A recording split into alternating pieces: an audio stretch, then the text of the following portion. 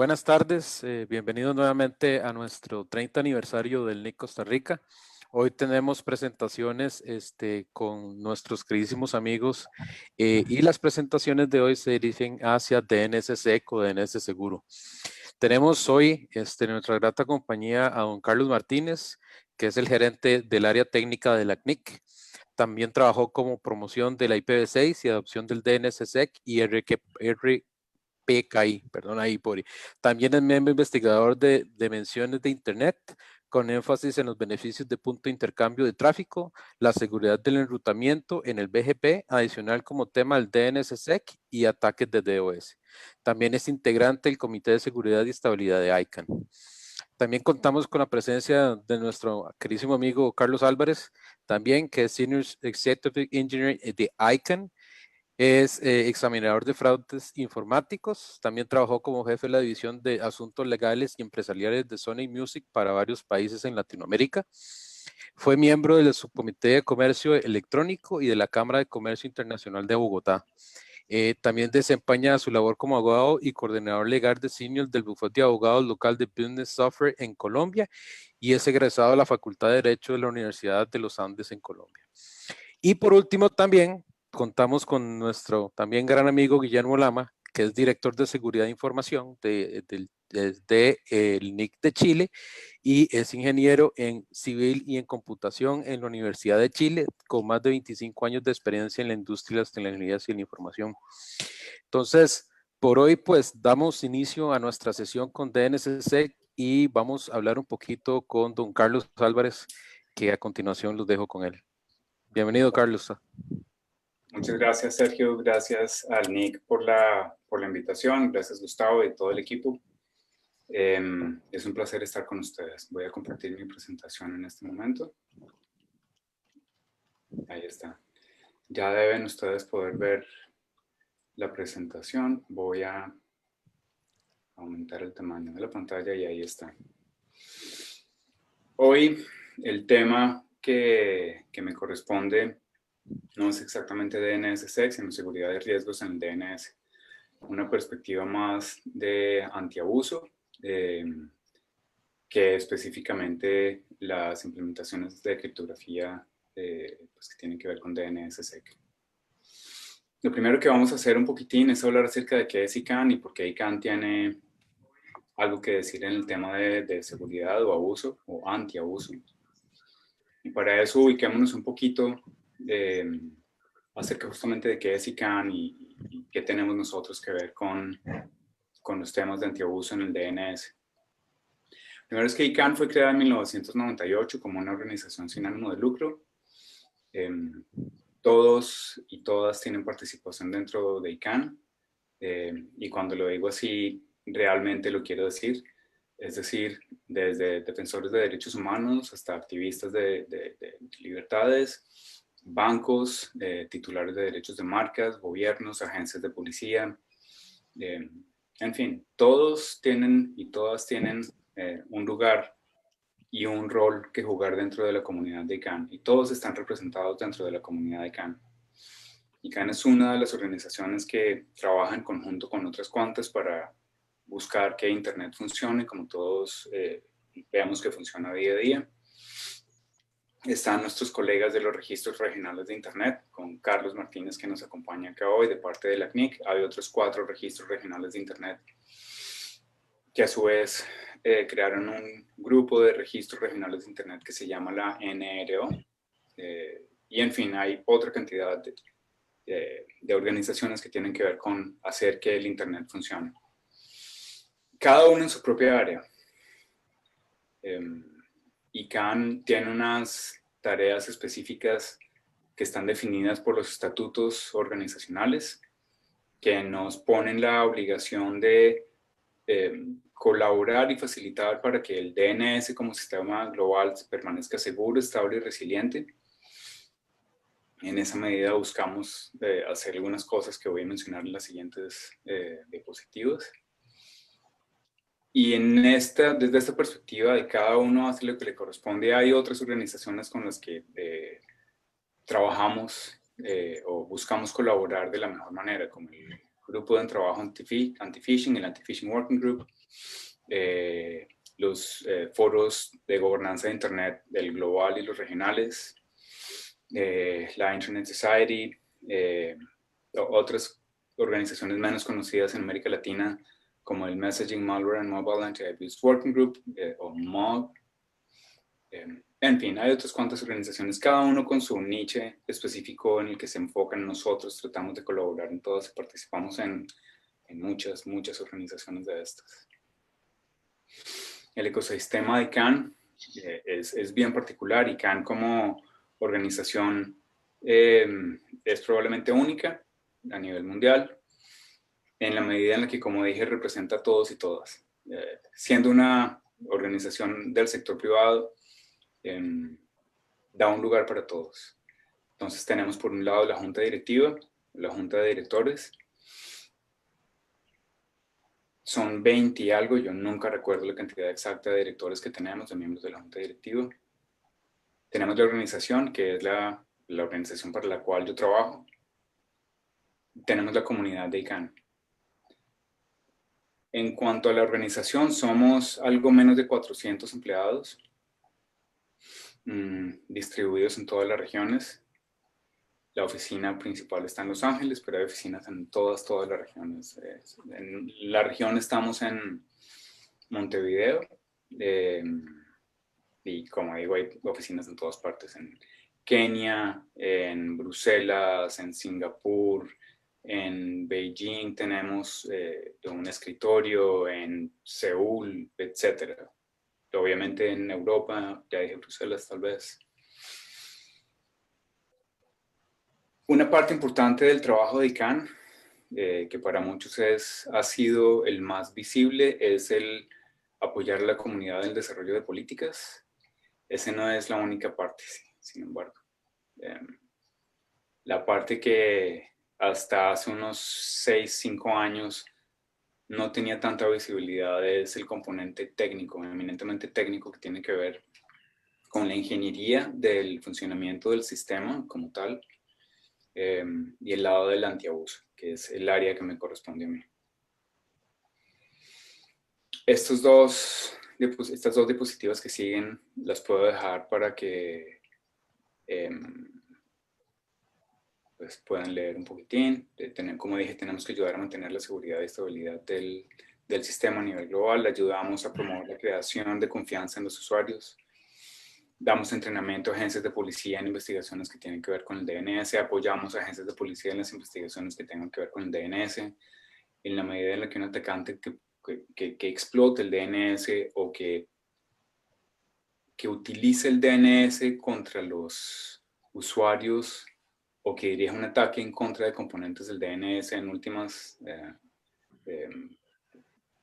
puede o afectar al sistema mismo o restar la confianza que los usuarios deben tener en el DNS. En fin. Muy rápidamente, y teniendo en cuenta que, primero, no hay mucho tiempo, y segundo, que el DNS es un universo entero y uno puede hablar de estos temas durante horas y semanas y meses. El DNS siendo tal vez el sistema sobre el que funciona el Internet que todos conocemos. Sin el DNS, Internet sería algo diferente, no sería lo que estamos acostumbrados a ver día a día.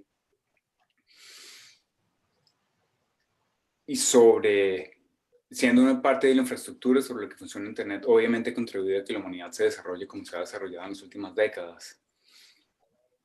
Sin embargo, los delincuentes,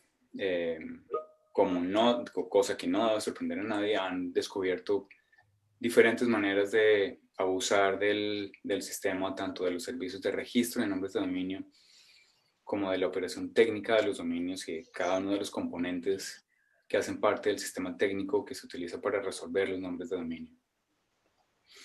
A grandes rasgos, sin entrar en los detalles, lógicamente, estos son de manera muy básica los componentes que hacen parte del sistema, que pueden ser explotados o abusados por parte de los delincuentes. Y acá un poquitín pueden ver cómo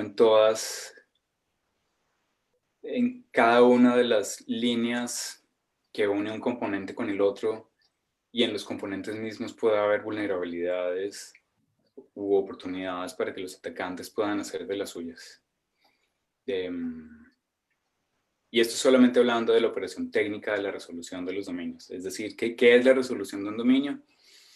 Cuando yo voy al navegador que utilizo en mi dispositivo, ingreso a la dirección www.icann.org y mi dispositivo tiene que hacer una cantidad de consultas. Bueno, en realidad mi dispositivo hace una consulta a un servidor, ese servidor hace varias consultas normalmente hasta encontrar la respuesta. Esa respuesta va a ser una dirección IP que le va a enviar de vuelta a mi dispositivo y cuando él la reciba va a poder conectarse con el servidor web en donde está www.icann.org. En todos esos puntos y en todos esos componentes hay esas vulnerabilidades que utilizan los atacantes y esas vulnerabilidades les permiten a ellos, a los atacantes,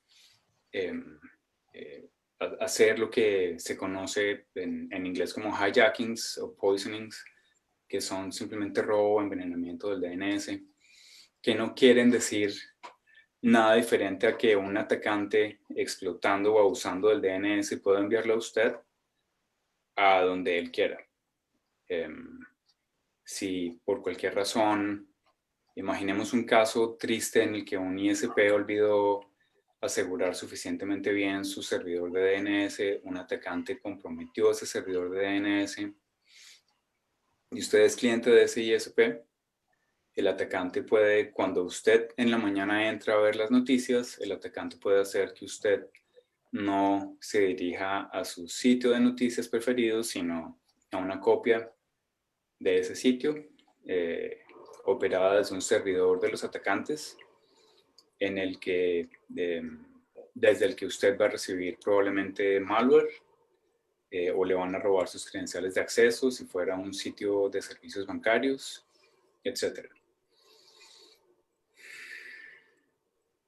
Estoy tratando de apurar un poquito, teniendo en cuenta que Carlos también tiene, nuestro colega de la CNIC tiene algo de premura, pero vamos a cubrir todos los temas y los vamos a cubrir bien. En cuanto al ecosistema de la creación de los dominios, vimos ya, obviamente, términos más que generales, ni siquiera alcanza a ser un brochazo en realidad, la perspectiva de la operación técnica de la resolución de los dominios y mencioné muy por encima a 10.000 pies de altura que en prácticamente todas las conexiones entre un componente y el otro y en cada componente hay vulnerabilidades que pueden ser explotadas por un atacante. Ahora es otra perspectiva diferente. Ahora la perspectiva es la relacionada con los servicios de registro de los dominios. Es decir, el proceso que tiene que surtir y los actores que participan en la creación y administración de un dominio, que son el registrante, el registrador y el registro en términos generales. El registrante soy yo que registro un dominio. En el mundo de los dominios genéricos, es decir, que tienen 3 o más caracteres como .com, .net, .org, .london, .club, etc. Tiene que haber un registrador. Hay nombres muy conocidos. En Argentina, por ejemplo, está Dr. Web. Los nombres que casi todo el mundo recuerda: GoDaddy, Tucows, Enum, y hay 2.000 más, no sé cuántos hay ya. Y los registros que operan los dominios de alto nivel. En el caso costarricense, el registro es .cr, el NIC. Y en el caso de los códigos de país como .cr, los registradores no tienen que existir. Existen o no dependiendo de lo que cada operador considere según sus políticas. ¿Por qué es importante esto desde una perspectiva de antiabuso? Y esto solamente como un dato muy general.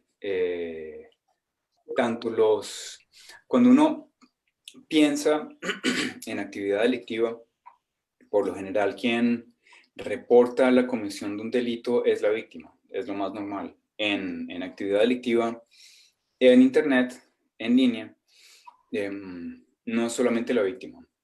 En internet hay desde grupos de voluntarios que son estructurados y que tienen recursos, hasta compañías y coaliciones y grupos de confianza que se dedican a detectar de diferentes clases de tráfico, o más bien a analizar todo el tráfico que pueden capturar para detectar la actividad maliciosa y reportarla a quien corresponda. No solamente las víctimas reportan, de hecho, tristemente, muchas víctimas nunca reportan. Y quienes reportan, que pueden ser esos investigadores que son, en inglés el término es más apropiado, researcher, es quien hace una investigación, pero no necesariamente es una investigación de policía o una investigación penal, no tiene nada que ver, es research, es investigación técnica, digamos, por ponerle un nombre. Ellos tienen que saber a quién reportar esa actividad maliciosa. Esta actividad puede ser reportada al revendedor, si para la compra del dominio hubo uno de por medio, no siempre hay un revendedor, a veces lo hay, o al registrador, cuando el dominio es malicioso, por ejemplo, un dominio que fue creado para controlar una botnet siendo una red más o menos grande de dispositivos comprometidos con una forma de malware, controlados todos por el atacante.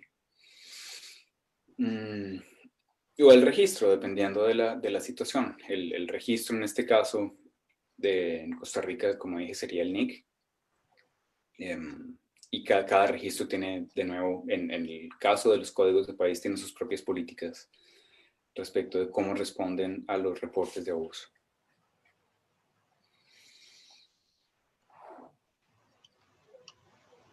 Acá no nos tenemos que concentrar mucho, simplemente quede una mención que tiene que ver con el hijacking, con el robo del DNS que mencioné hace un momento. Quería mostrar esta pequeña gráfica para recordar un ataque que fue detectado a finales de 2018, inicios de 2019, en el que, según fue publicado en varios lugares en Internet por varias compañías que estaban haciendo esa investigación, un actor, es decir, un atacante organizado con recursos, con motivación, logró una campaña muy efectiva, no sofisticada, pero muy efectiva, contra 13 o 14 países de Oriente Medio. La campaña dirigida específicamente contra ministerios de seguridad y relaciones exteriores, incluyendo una aerolínea árabe y una entidad en Suecia. Este caso es muy interesante porque fue exitoso. Los atacantes tuvieron todo el éxito que querían tener. Y lo que hizo que las víctimas tuvieran dificultad en darse cuenta de que estaban siendo victimizadas fue porque estos ataques a través del DNS no tocan la infraestructura de las víctimas. No necesariamente, al menos. Tal vez es la mejor forma de decirlo. No tienen que tocar esa infraestructura de la víctima. Siempre tocan es la infraestructura de un tercero. ¿De quién? Del registrador con el que se crean los dominios, del proveedor de los servicios de hosting del dominio, del operador del DNS, mejor dicho, o el proveedor de hosting como tal, el ISP, el operador de los servicios de resolución de los servidores autoritativos del TLD, y eso estuvo como técnico, pero imagínense que existiera un dominio de alto nivel que se llame .carlos, para que el mundo entero se entere de en dónde existe, cuál es la dirección IP de gobierno.carlos, por inventarme el nombre de dominio. Yo, que soy el operador de .carlos, le digo al DNS, mis servidores van a ser, qué sé yo, ns1.operación.carlos y ns2.operación.carlos. Y le digo a un tercero que los opere. Pues a este tercero lo comprometió el atacante en ese ataque de diciembre de 2018-2019 y cambió cierta información de manera que cuando alguien quería visitar gobierno.carlos iban a la infraestructura que había definido el atacante y no la infraestructura real, legítima, que yo había definido. Y eso hablando de gobiernos. Los atacantes lograron acceder a toneladas de email, en fin, fue un dolor de cabeza para más de uno, obviamente. Es un buen ejemplo de cosas que salen mal. Esta es otra perspectiva de la operación del DNS, que tiene en cuenta tanto el lado que tiene que ver con la provisión de los servicios de registro de los dominios, como con la operación técnica de los dominios. A un lado de la izquierda tenemos la creación y administración de los dominios, al lado derecho tenemos ya la operación técnica como tal. Son las dos perspectivas de las que estábamos hablando ahora. Esto es el ecosistema como tal. A la izquierda está ICANN, que tiene un contrato con los operadores de los registros en el mundo de los genéricos, es decir, .com, .net, .org, etc. Con muchos STLDs, como el .cl. Tenemos acuerdos de entendimiento, no hay contratos. Buscamos obviamente tener las mejores relaciones con los operadores de los STLDs y colaborar de la mejor manera.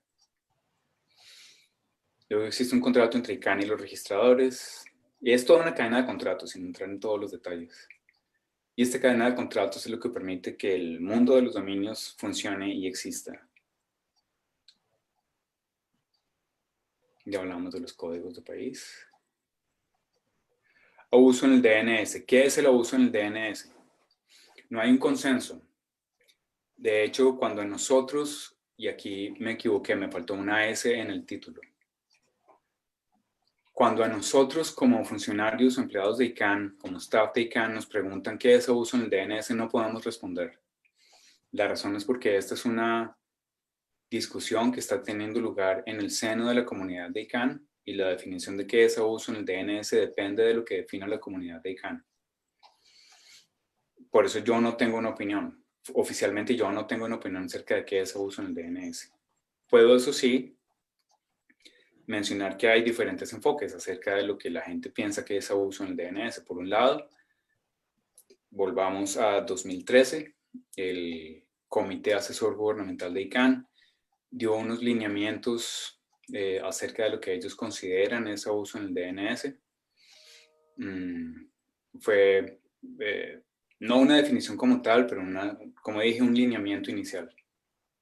Hablando particularmente de phishing, comando y control de botnets y distribución de malware. Si no recuerdo mal, también mencionaron el spam e incluyeron un término amplio queriendo indicar que otras formas de abuso también podrían ser consideradas abuso en el DNS. Por otro lado está algo más reciente, dentro del foro de equipos de respuesta y seguridad surgió un grupo de interés que se enfoca en abuso en el DNS. El enfoque de este grupo de interés no es definir lo que es el DNS, sino trabajar sobre la taxonomía definida por ENISA, que es la Agencia Europea de Ciberseguridad, y concentrarse en las amenazas técnicas que constituyen un abuso contra el DNS o que puede ser un riesgo para los usuarios a través del DNS. Es una salida muy inteligente porque no toca ningún aspecto político, le hace el quite completamente. Y en vez de entrar a discutir, ¿será que sí, será que no, será que esto es, o será que esto no es abuso del DNS? La respuesta es, a mí no me importa. Pues ellos no lo dicen así, lógicamente. Pero dicen, esto es una forma de abuso, esta forma de malware tiene esta consecuencia negativa, por decirlo de una forma muy, muy sencilla, y usa el DNS de esta forma. Por lo tanto, vamos a considerar que esto es algo en lo que nosotros nos vamos a concentrar en algún momento. Y así con muchas clases de actividad. Otro enfoque es el del Internet Jurisdiction Project de Bertrand de la Chapelle, que está mencionado abajo. Pueden buscar internetjurisdiction.net y ahí van a encontrar ese documento que es bastante interesante en el tema. ¿Qué formas de actividad maliciosa tienen puntos de contacto con el DNS? Porque dirijan ataques contra el DNS o a través del DNS. phishing, distribución de malware, ya he mencionado esto, comando de control de botnets, también lo mencioné, el robo del DNS. En fin, hay diferentes clases de actividad. Tristemente,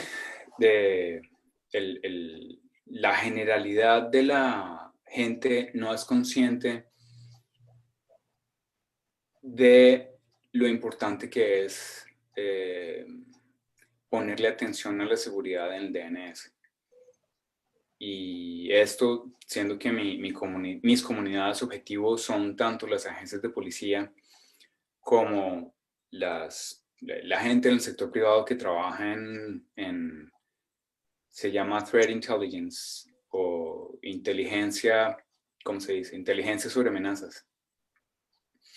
Muchos de ellos no se enfocan tanto en el DNS. Obviamente hay mil subespecialidades y no todo el mundo tiene por qué trabajar en esto, pero aún entre los que uno esperaría que sí pusieran más atención a esto, como que a veces no, sí es llamativo.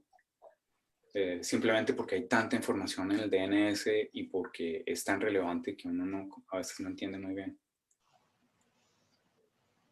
Unos ejemplos que tomé prestados de un material que desarrollamos conjuntamente con Switch. Switch es el operador suizo del .ch, que tienen también un equipo de respuesta. Junto con ellos desarrollamos un material para el foro de equipos de respuesta, para FIRST. Este es un ejemplo de phishing, que seguramente muchos de ustedes han visto diferentes clases de phishing o esto es haciendo uso de un dominio que está arriba, mail-wallo.ch. Esto es un email que está distribuyendo malware. Es una forma de ransomware llamada Loki. Esto es venta de productos falsificados. Aquí yo no entro en la discusión de si esto es abuso del DNS. Aquí simplemente tomé material prestado de Switch para decir, si le preguntan a un abogado de propiedad intelectual, va a decir que esto es abuso del DNS. Si le preguntan a alguien más, va a decir que ni en chiste esto es abuso del DNS. Y yo tiendo por pensar que esto en realidad no es. Simplemente porque para nosotros, desde la perspectiva técnica, es difícil decir que esta clase de actividad pone en riesgo la seguridad o estabilidad del DNS como sistema global. Esto es una inyección de malware al interactuar con un dominio. Y la pobre víctima quedó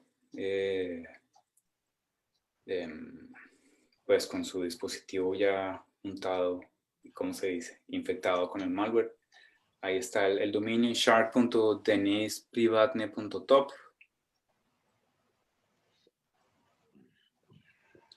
Solo como ejemplos, muy rápidamente para terminar y dar espacio para Carlos.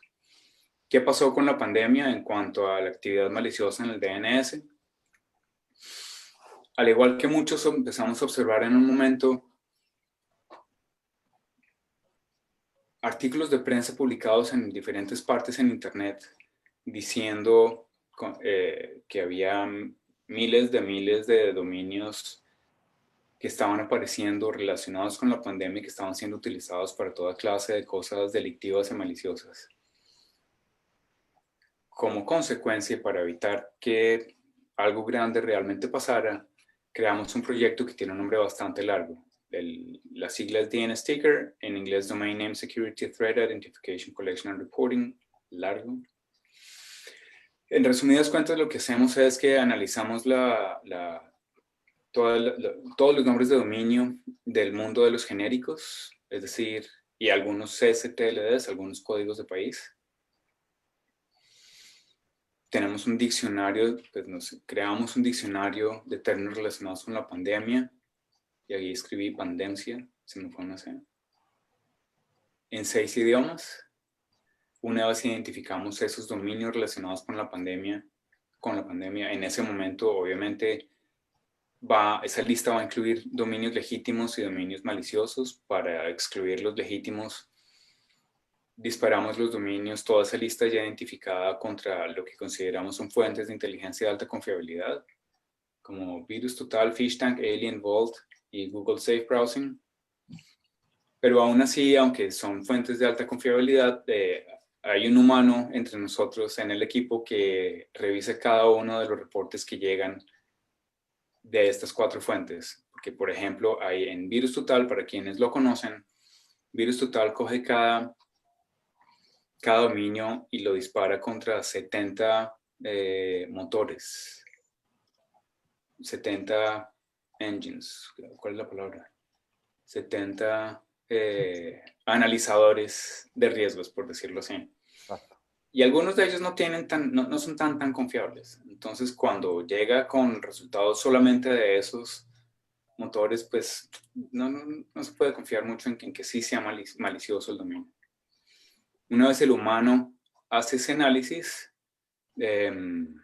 toma la decisión de enviar el reporte al registrador que corresponda, siempre y cuando tenga 100% de certeza de que el dominio es malicioso. Obviamente con 2 objetivos, aparte de ayudar, de buscar contribuir a que disminuya la cantidad de dominios maliciosos relacionados con la pandemia, pues es evitar falsos positivos, incrementar la confianza de los registradores y los registros hacia nosotros. Lo último para terminar, desde el inicio de marzo, incluyendo dominios legítimos y maliciosos, hemos visto 233,000 dominios que incluyen términos que tienen que ver con la pandemia. Desde mayo, y ya van a entender por qué hablo particularmente desde mayo, 132,000 desde el 1 de mayo. Desde el 1 de mayo, que fue la fecha en la que empezamos a enviar los reportes a los registradores, antes por razones fuera de nuestro control no pudimos hacerlo.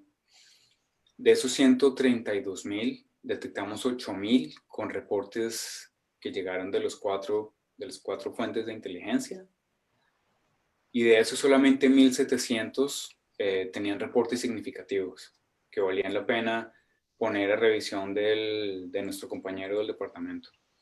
De esos 1,700, solamente 126 enviamos a los registradores para que tomaran acción. Porque el resto, nuestro compañero, que es un experto como pocos son expertos en estos temas, no consideró que fueran maliciosos por diferentes razones. Es decir, de 233,000 dominios bajamos a 126 reportes, lo que obviamente nos indica que la cantidad de dominios maliciosos realmente no era tanta como parecían indicar los reportes de prensa. Algo para aclarar, y ya termino, es que un solo dominio puede ser utilizado para enviar millones de correos de spam o phishing o distribución de malware. La visión que tenemos nosotros es una visión estática, es como un snapshot, es como una fotografía del DNS en un momento. Por eso estos 126 reportes que enviamos correspondientes a 126 dominios pudieron haber significado millones de emails o millones de máquinas comprometidas contactando dominios de comando y control, por ejemplo. Pero ese es otro tema. Por acá voy a terminar. Como conclusiones, todos tenemos un rol que jugar y cada registrador es la comunidad y todos los usuarios.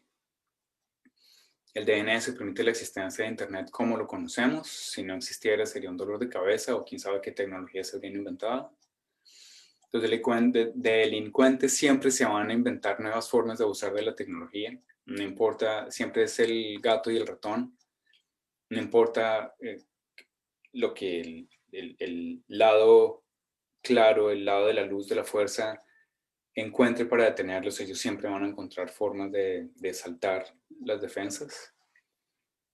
Y los riesgos y las amenazas a través o en contra del DNS son frecuentemente ignorados, lastimosamente. Queda como un mensaje para compartir. Esto es más importante usualmente de lo que la gente cree. Muchas gracias por su atención y ya puedo parar de compartir. Muchísimas gracias, Carlos. De verdad, muy, muy interesante. Es algo que tenemos que tomarlo muy en cuenta para el futuro del DNS y la seguridad. Y obviamente para toda la comunidad. Excelente. Muchísimas gracias, Carlos. Ahora los dejo con don Carlos Martínez para su presentación de temas de DNSSEC. Muchas gracias, don Sergio.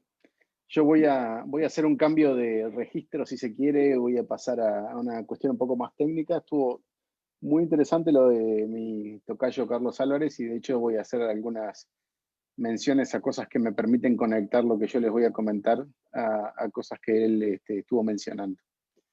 Voy a pasar bastante rápido porque lamentablemente tengo una restricción de tiempo ahí, pero al final les voy a hacer una invitación donde vamos a poder tratar estos temas en una extensión bastante mayor. Entonces, ¿qué pasa? ¿Por qué desplegar DNS? ¿Por qué desplegar DNS? Ay, perdón, ahí está. El DNS opera como el servicio de directorio telefónico de Internet. Yo no sé si todos los que están escuchando no se recuerdan de cuando habían directorios telefónicos en los cuales se listaban nombres de personas o de empresas o de negocios alfabéticamente. O sea, hay un orden en cómo se listan y eso tenía un mapeo, o sea, una correspondencia con un número de teléfono.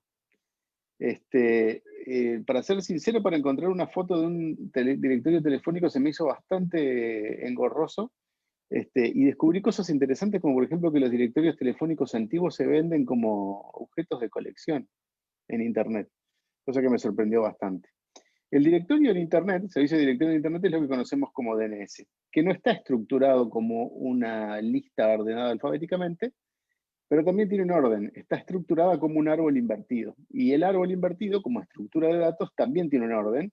Dentro de un árbol se pueden definir distintos tipos de ordenamientos, pero lo que a nosotros nos sirve en DNS es la división en capas, si se quiere. O sea, hay una raíz, abajo hay una capa de TLDs o dominios de alto nivel, que fueron los que justamente estaba mencionando Carlos, y debajo de eso hay dominios de segundo nivel, etc.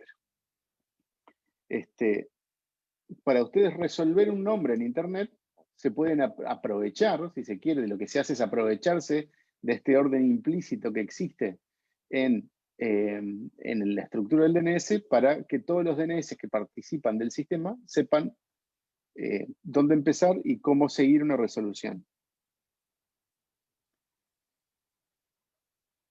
Como mencionó Carlos, y lo pasé bien rápido, realmente trabajar solamente con direcciones, ya sean B4 o direcciones B6, que son todavía más engorrosas, no se sostiene, ¿verdad? Además, hay otras cuestiones que tienen que ver con cómo funciona los protocolos, la capa de protocolos IP, que hacen importante que uno pueda ponerle nombres a direcciones, porque esa es la manera, por ejemplo, de distinguir servicios en el mismo servidor en Internet, tener la capacidad de distinguir servicios. Entonces, el DNS, ustedes lo que tienen es una base de datos en la cual hay algo que llamamos zonas, que son divisiones administrativas dentro de eso. A veces usamos, digamos, intercambiado la palabra zona con la palabra dominio, que la palabra técnicamente correcta es zona. Esa zona alguien la tiene delegada, ¿sí? Ese alguien, ese algo o alguien que la tiene delegada puede crear registros en esa. Imagínense, ¿no?, que una zona es como una pequeña parcela del sistema DNS que una organización o una persona en algunos casos tiene delegada. La información que nosotros cargamos ahí son los registros, y esos registros son los que nos permiten establecer las correspondencias entre nombres y distintas cosas. Mayormente entre nombres y direcciones, pero también hay otras correspondencias como los nombres del servidor de mail u otro tipo de servicios. Me voy a pasar bien rápido porque quiero llegar acá. Yo les comenté de que aprovechándome de la estructura arborescente del DNS es como un servidor, un resolutor de nombres cualquiera, con muy poco conocimiento propio, es capaz de resolver cualquier nombre entre los cientos de millones de nombres que hay definidos en Internet. Y la cuestión pasa por que todos sabemos que el DNS es un árbol y todos sabemos que, si me dicen algo a mí en el chat, perfecto. Carlos, suerte. Gracias por estar con nosotros. Gracias, Carlos, por estar con nosotros. Perdón, Carlos. No hay problema. Todos los resolutores en Internet, es decir, todos los dispositivos que necesitan resolver nombres, saben que el DNS es un árbol. ¿Y saben qué más? Saben dónde está la raíz. Entonces, una resolución de nombres en Internet pasa por ir a consultarle a la raíz dónde está un dominio que estoy buscando y la raíz, y esta es donde se define el protocolo, la raíz me va a decir, yo no sé dónde está eso, pero sí sé dónde está el siguiente nivel. En el ejemplo, le voy a preguntar a la raíz dónde está el registro 4A de www.lagnicnet. La raíz me va a decir que no sabe, pero me va a decir que sabe dónde están los servidores de .NET. Le voy a repetir la pregunta a los servidores de .NET, que me van a decir que tampoco saben, pero que sí me van a decir que saben dónde está el dominio Lagnicnet. Y los servidores de Lagnicnet, ellos sí saben dónde está, cuál es el valor, en realidad, del registro 4A de www.lagnicnet. Esto es lo que se conoce como resolución recursiva. En este caso, entre todos estos actores que tenemos en el DNS, que esto es bastante conocido, nos pasa un problema que es el siguiente. En la resolución de DNS, el DNS es un protocolo que es un protocolo de texto plano y sus garantías para preservar la integridad de la información que se transporta en las preguntas y respuestas no es demasiado fuerte. Se basa solamente en el chequeo de unos números secuenciales que se llaman query IDs, más, en el caso de que la consulta se haga sobre TCP, en los propios números de secuencia del TCP. No hay mucha más protección que esa. Eso durante muchísimos años, en realidad, fue protección suficiente. Lamentablemente, nos lleva a que en la era actual, ¿qué pasa? Voy a volver a la resolución recursiva un segundo.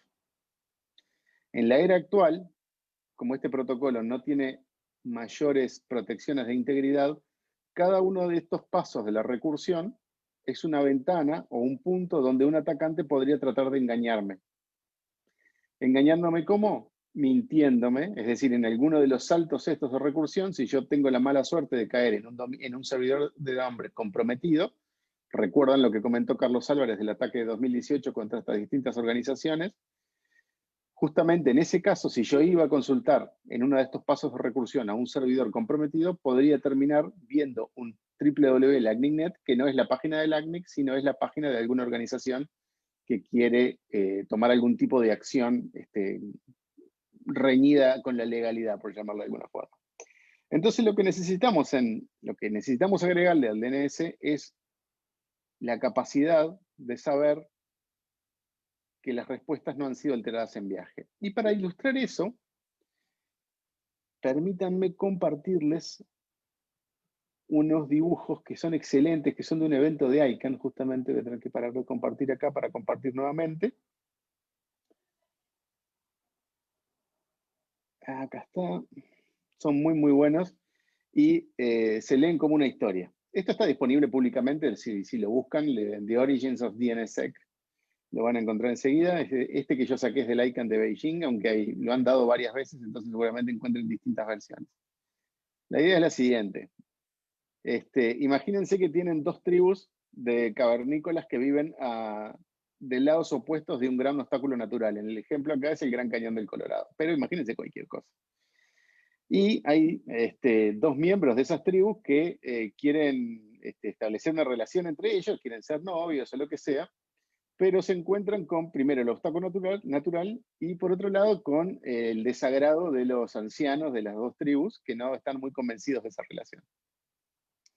Entonces, bueno, en alguna de esas visitas que se hacen, se dan cuenta de que para salvar el problema del obstáculo natural podían hacer esto. Se podían hablar con señales de humo. Y eso, bueno, durante un tiempo funciona fantástico, ¿no? Acá estamos en la era del DNS hasta hace unos 10 años atrás, digamos. Las señales de humo funcionan fantástico. Pero ¿qué pasa? Lamentablemente, uno de los ancianos de uno de los lados del Gran Cañón se da cuenta de eso. ¿Y qué hace? Se pone su propia fogata al lado y empieza a mandar sus señales de humo. Y la que está del otro lado, la que está hacia el lado de la izquierda, no sabe cuál es, porque ella no ve a la distancia la cara del que está mandando las señales de humo, sino solamente ve las señales. Entonces no sabe en cuál confiar y le dicen cosas contradictorias y realmente no sabe, a los efectos prácticos perdió la comunicación con su enamorado del otro lado del Gran Cañón. ¿Hasta qué pasa? En algún momento, unos ancianos que no eran tan problemáticos les dan una idea. Y la idea pasa por acá. La idea pasa porque en una de las cuevas, de uno de los lados, hay un polvo azul que si uno se lo agrega al fuego, el fuego se colorea. Entonces, con el apoyo de este anciano, uno de los cavernícolas que se quería comunicar empieza a colorear su fuego. Y habiéndose puesto previamente de acuerdo, de esa manera, la cavernícola que está del lado de la izquierda sabe cuáles son las señales que tiene que leer, que son las que están pintadas de azul. ¿Sí? Es sumamente gráfico y cuando yo les muestre ahora, voy a tener que volver a dejar de compartir para volver al otro archivo. Cuando les muestre una cosa se van a dar cuenta dónde está el humo azul acá. El humo azul viene por introducir criptografía. ¿En forma de qué? En forma de firmas digitales. Lo interesante es que en DNS eso se puede hacer sin generar un protocolo nuevo, se puede hacer solamente utilizando extensiones a lo que ya existe. Eso es una característica muy notable del diseño de DNS como un protocolo que se puede ir extendiendo simplemente agregándole flags o agregándole tipos de registros. Es una cosa muy extensible y muy buena en ese sentido porque se puede, no hay que hacer, imagínense reemplazar el código de DNS que existe en todos los dispositivos que están conectados a Internet. Es prácticamente imposible. Entonces, vamos a avanzar un poquito acá buscando nuestro humo azul. Los tipos de registro que se agregan, fundamentalmente, giran alrededor de la cuestión de criptografía, que es las claves. Ustedes saben que en el uso de criptografía y firmas, necesito de alguna forma comunicar lo que son las claves públicas. Las claves privadas obviamente son privadas, pero necesito mecanismos para comunicar las claves privadas, las claves públicas, perdón. Entonces, fundamentalmente, acá les puse un montón de registros y flags, pero concéntrense solamente en los dos primeros. En las que son las firmas propiamente dichas, lo que llaman RRSIGs, y lo que son las claves públicas, que son los DNS keys. Voy a ir rápidamente a mostrarles el resultado final. Eso es una consulta DNS por el registro A del nombre www.lightning.net, que el resultado es la dirección IP 200.3.14.184, más una cosa que es otro registro DNS, que es este que se llama RRSIG, que viene de la signature. RR es Resource Record y la SIG es de signature, es la firma de ese registro, ¿verdad? Entonces, ¿qué pasa? Déjenme tratar de ilustrarles por qué el RRSIG ese opera de humo azul. Porque ese RRSIG yo puedo, como cliente del DNS, puedo hacer una serie de operaciones matemáticas repitiendo las operaciones que tuvo que hacer el servidor para generar esa firma y comparar lo que para mí debería ser la firma con lo que estoy viendo efectivamente como firma. Si esas dos cosas coinciden, entonces estoy seguro que estoy viendo el humo azul correcto.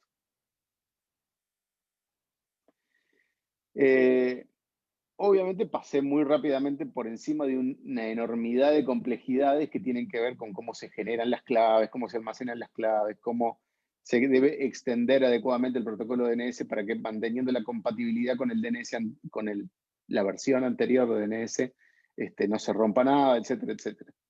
Tiene su complejidad operativa, pero conceptualmente es bastante sencillo y no es mucho más que esto conceptualmente.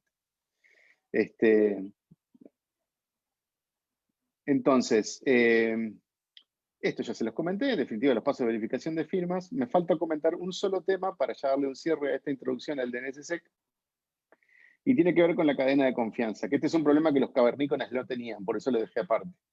El problema de la cadena de confianza tiene que ver con que cuando yo valido las firmas que están en una zona, todo lo que yo usé está contenido en esa zona. Entonces esa zona como tal, si bien valida y es internamente coherente, yo necesito algo más para saber que la propia zona en su totalidad no fue alterada. Y eso lo logro a través de las cadenas de confianza. ¿Cómo lo hago? Teniendo algo que me une con la zona padre, otra firma, en realidad, algo que puedo ir a verificar a la zona padre, luego validar la zona padre, ir a la zona abuela, por llamarla de alguna forma, y verificar esa también, hasta llegar a la raíz. La raíz, al ya no tener ancestro, tengo que verificarla con toda la información que conozco propiamente de la zona. Para eso hay un elemento que es una pena que justo Carlos haya tenido que ir, porque es una cosa que ICANN, es una de las funciones que ICANN implementa en favor de la comunidad, es mantener la zona de raíz firmada y proveer canales fuera de banda para distribuir las llaves que firman la raíz. De esa forma se cierra todo y yo puedo validar todo el contenido de una respuesta DNS. Lo primero que a uno le surge cuando ve esta complejidad es la performance de esto, qué tan rápido se puede hacer. El DNS tiene una característica muy notable que es su gran capacidad de cachear respuestas intermedias, es decir, guardarse cosas que ya sabe en servidores intermedios en caso de que alguien más las precise. Las primeras resoluciones y validaciones en DNSSEC pueden ser un poquito más lentas, aunque en realidad con la velocidad del software, del hardware ahora ya es cada vez menos notable, eso no se nota. Es decir, pero a su vez con el tema del caché, una vez que se hacen algunas consultas iniciales, después ya funciona a la velocidad normal, no se nota ninguna diferencia. Finalmente, acá les dejo también unos slides. Simplemente lo que hice fue agarrar una herramienta muy, muy buena que se llama DNSBIS, que seguramente muchos de los que nos están escuchando ya la conocen, que les permite visualizar cómo es la cadena de confianza de una zona determinada, viendo qué llaves firman qué cosa, y cómo se unen una zona con sus hijos, o una zona con su padre, digamos, para en realidad esta herramienta es para debuguear problemas con DNSSEC, pero es también una herramienta muy didáctica para visualizar cómo se une toda esa cadena de firmas y poder entender un poco mejor justamente cómo se validan las cadenas de confianza hasta llegar a la raíz. También en 3 slides que son iguales. Lo de la firma raíz que ya se las comenté y por acá en realidad estaría dando la conclusión de esta charlita súper rápida sobre DNSSEC, que es ¿por qué desplegar DNSSEC? O sea, volviendo a la pregunta disparadora. ¿Por qué desplegar DNSSEC? Porque en realidad la Internet ha crecido muchísimo y este problema, el problema de la multiplicidad de lugares donde puede una consulta ser abusada o ser intervenida, lo expone cada vez más a ser atacado por actores maliciosos. Es una cosa que ocurre ya de por sí, y en la medida de que no se tomen medidas va a ocurrir más naturalmente. Por eso es importante implementar DNSSEC. Para invitarlos quizás a profundizar un poco más en implementar DNSSEC, ya sí hablando un poco más de cuestiones más netamente operativas y cómo firmar y cómo generar claves, etcétera, los invito a un tutorial que vamos a tener en LACNIC 34, que obviamente va a ser en línea, lamentablemente, comienza la semana del 5 de octubre, y de hecho el tutorial de DNSSEC es el propio lunes. No me acuerdo ahora la hora, pero lo pueden ver en el sitio de LACNIC, y lo vamos a dar Nicolás Antonielo, que está trabajando en ICANN ahora, y yo. Así que vamos a repetir un poco la formación de hoy, ICANN LACNIC. Y con eso sería todo. Muchas gracias. Carlos, muchísimas gracias. Muy interesante, y creo que es bueno para la comunidad pues implementar DNSSEC no solo en los CCTLDs y en las raíces, sino también en los dominios, que creo que es donde está el asunto, ¿verdad? Llegar en los dominios y que estos sean firmados. Excelente, muchísimas gracias por tu presentación, Carlos. Don Guillermo, le cedo la palabra para que continúe usted con sus presentaciones. Gracias. Aquí estoy todavía acostumbrándome a presentar en línea. Me ha costado un poco más de lo normal, pero le voy a compartir lo antes posible la presentación.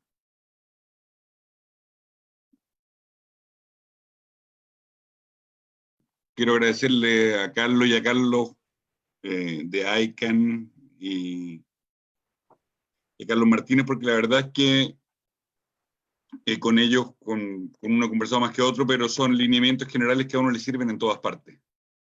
Y por suerte, con lo que les voy a mostrar ahora, creo que estamos bastante alineados.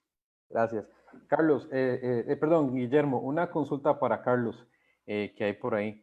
Sí. ¿Qué sucede si algunas de las conexiones no tienen DNSSEC bien configurado? Si el DNSSEC no está bien configurado, pueden pasar dos cosas. Podemos estar frente a la situación que le llamamos una zona inválida, en el sentido que las firmas no validan. Entonces, como no sabemos si eso es producto de un error o producto de malicia, lo que hace los servidores intermedios es no utilizarlo y descartarlo. La otra situación que puede llegar a ocurrir es que un servidor DNS esté mal configurado y no esté validando. Entonces, a ese servidor le da igual si la zona está firmada o no está firmada. Si está firmada pero mal firmada, pero el servidor no valida, la va a utilizar igual. Las dos situaciones son bastante perniciosas. Gracias, No sé, Carlos. no sé si ya estamos bien por ahí, si me pueden confirmar que efectivamente. Claro que sí, estamos viendo tu presentación. Gracias. Soy el director de seguridad o Chief Information Security Officer de NIC Chile. Mi trabajo no ha sido tan técnico como era al principio, las cosas han cambiado un poco.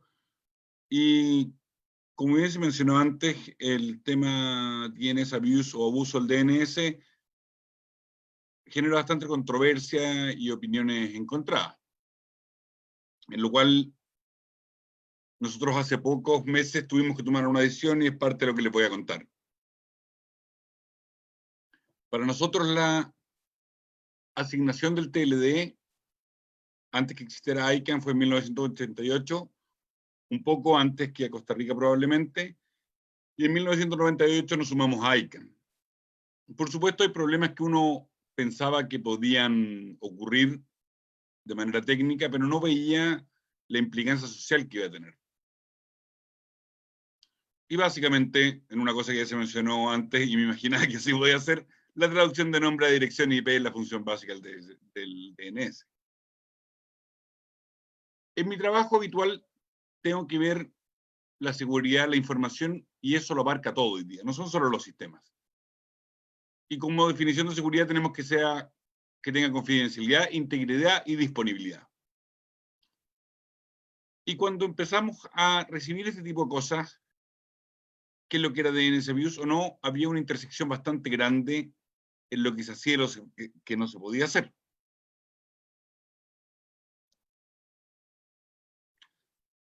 Si pensamos en términos generales, sin definiciones estrictas, las categorías generales de abuso al DNS implican probablemente haya consenso que hay malware, botnets, phishing, farming y spam. Dentro de la definición de la comunidad de seguridad, como mencionó Carlos, también he tenido la suerte de participar en FIRST, que es un congreso de seguridad puro, y me llamó la atención por muchos años que el tema de DNS solo comenzó a ser más visible hace 1 o 2 años. ¿Cuál es el problema de todo esto y dónde nos enfrentamos con el problema actual del DNS abuse y cómo lo hemos manejado acá? Hay una cosa que se llama la hora de oro y que se ocupa en bastantes conceptos. Yo lo aprendí siendo bombero voluntario acá y era para trasladar pacientes heridos en accidentes. Lamentablemente ya no soy bombero voluntario, ni tampoco tan joven como no era en ese tiempo, pero me hizo pleno sentido que también había una hora de oro en los casos de phishing en particular, y de suplantación y otras cosas. Y es que el 90% más de los, comillas, éxitos que se tienen al montar un sitio malicioso o enviar spam es en una primera hora. Porque luego la gente o se da cuenta o empieza a mirar, y los que caen son los primeros ingenuos, por llamarlo de alguna manera. Luego, en ese análisis, tenemos que ver si hay contacto dudoso o registro con contacto inubicable o falso, definitivamente, nombres similares, o ver si los dominios fueron generados por un generador de dominio. Hasta ese minuto es casi solamente diagnóstico. Sin embargo, lo que se hizo previo fue lo siguiente. No sé si tengo un puntero por acá, pero en NIC Chile, cada vez que nos registran un dominio, sea por el registrar nuestro o el registrar externo, alimentamos la base de datos JUIS, la zona del DNS y nuestra base de datos de los top level domain para nuestras cosas. Y esa información ha quedado guardada y eventualmente podría ser sujeto de análisis también. Sin embargo, las acciones que se tomen posteriormente no van a depender solo del análisis técnico, ya sea con Machine Learning o alguna otra persona, como lo mencionó la gente de ICANN. Y aquí viene, por lo menos la encrucijada chilena, que quizás es replicable en otras partes, que la gente que se ve involucrada en el DNS va a ser por un lado policial o estatal, por otro lado legal o estatal, y por un lado la que involucrada el tema de la seguridad, y en eso hay que estar de acuerdo finalmente. La primera vez que nos llegó, o que al menos yo me fijé en un dominio que me causó gracia, fue la página idéntica, que uno es el Banco Estatal de Chile, y la página decía Banco Estado. Evidentemente era un phishing, pero no sabíamos qué hacer con él. Y la situación que se exhibía anteriormente era que todos se daban cuenta de esto, pero la verdad es que se había llegado un mail, no sé, había dudas por las mismas dudas que hay hoy día, que algunos son muy categóricos en decir si es abuso o no. ¿Cómo era la situación previa hoy día en Chile? Solo por orden judicial se procedía a la eliminación o desactivación de los dominios. Es decir, NIC Chile no operaba a solicitud de ningún usuario y tampoco hacía ningún análisis, dado que los contenidos no eran nuestros y los hosting tampoco eran nuestros, y el camino más rápido que teníamos para la desactivación del sitio era informar a los proveedores. Por otro lado está el mecanismo de resolución de controversias. Con tiempos largos, las partes tenían que estar involucradas y eventualmente era costoso.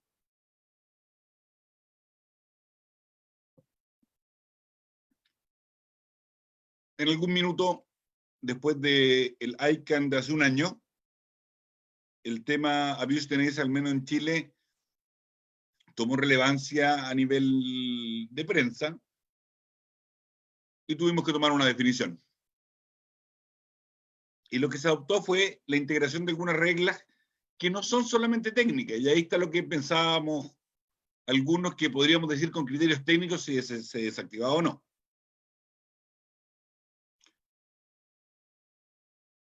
Lo primero es que hay que reportar a los contactos del dominio, especialmente en casos que es evidente que se trataba de un hackeo.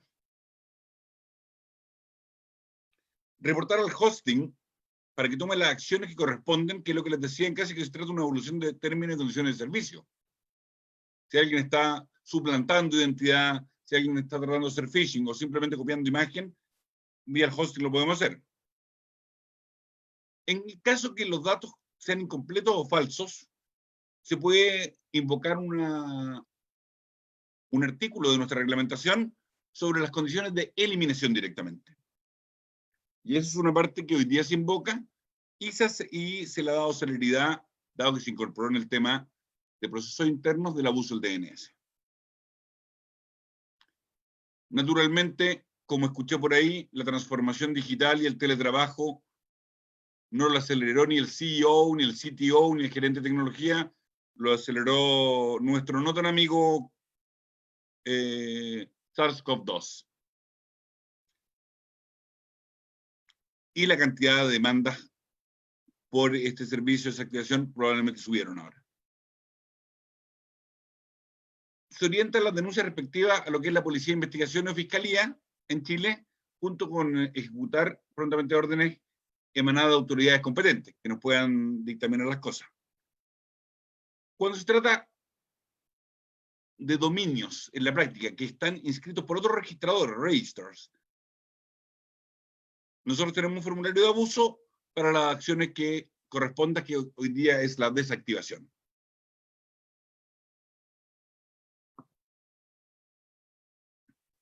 Una herramienta que es bastante útil, sobre todo para la gente que quiere ayudar a alguna persona de tecnología o de otra empresa, es que use el servicio de Whois.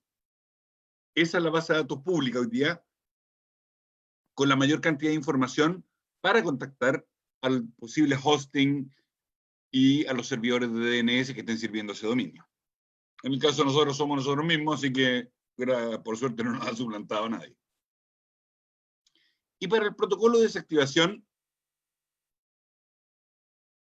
que lo pusimos en marcha hace muy pocas semanas, lo que tenemos es un equipo multidisciplinario que no solo es técnico. Participo yo como área de seguridad, una persona de operaciones, una persona del área legal y 2 personas más de reemplazo. Se revisan los antecedentes de la solicitud, se hace una detección de amenazas del caso en particular, se recopila y se valida la información, porque todos sabemos que un sitio web se puede cambiar en cosas de segundos. Entonces puede que ahora esté capturando phishing y al segundo lo redirija a otra parte y ellos responden, no, no es verdad. Y viene una etapa de deliberación en base a los antecedentes ya plasmados. El proceso ha sido dinámico y yo sí tengo tiempo para hacer preguntas y consultas y les agradezco y les cuento que ha sido un proceso exitoso, ha sido más trabajo de lo que pensábamos y muchas gracias. Muchísimas gracias, Guillermo, por la explicación. Muy interesante, realmente, muy interesante. Y pues les agradecemos a todos, a los dos Carlos y a Guillermo, por sus explicaciones y sus notas sobre DNS y la seguridad de la información que tiene que bajar sobre Internet. Quiero pues agradecerles a todos, pues nuestro 30 aniversario sigue en pie. Mañana será la clausura del evento, por lo que les invitamos nuevamente a participar mañana en la mañana con la clausura del evento de nuestro 30 aniversario. Por el momento no veo preguntas en el chat, no sé si hay alguna pregunta más por ahí. Si no, pues damos concluida esta reunión del día de hoy, que ha sido bastante interesante sobre DNS y seguridad de la información. La verdad es que muchísimas gracias, Guillermo. Muchísimas Gracias a usted por invitarme y todo. Lamento que haya sido tan... Veo que todos andaban, no sé por qué hoy día había muchos problemas, pero se lo agradezco mucho y felicitaciones por los 30 años. Bueno, muchísimas gracias, de verdad que sí, Guillermo. Y bueno, muchísimas gracias a los dos Carlos que ya se nos fueron por compromisos que tenían, pero de verdad muy, muy agradecido con todos y con esta celebración del 30 aniversario. Esperemos que lo más pronto posible podamos ir a Costa Rica a saludarlos personalmente. Así es. Esperamos aquí tenerlos presentes para hacer una celebración un poquito más con nuestra gente y contra nuestros amigos. De verdad que sí, muchísimas gracias a todos de nuevo. No hay preguntas en el chat y pues damos por finalizadas pues estas charlas y pues, como indico, mañana la celebración ya final, el acto de clausura por parte de nuestra celebración. Muchísimas gracias a todos.